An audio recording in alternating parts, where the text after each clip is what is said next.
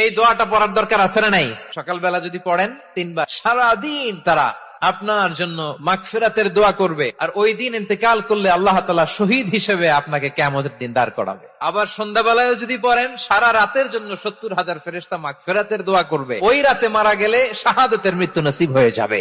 সকাল সন্ধ্যার যে জিকির, এই জিকিরের অন্তর্ভুক্ত করে নিবেন এই ওয়াজিফাটা। ওয়াল্লাহুল্লাযী লা ইলাহা ইল্লাহু আলিমুল গায়বি ওয়াশ শাহাদাতি হুয়ার রাহমানুর রহিম।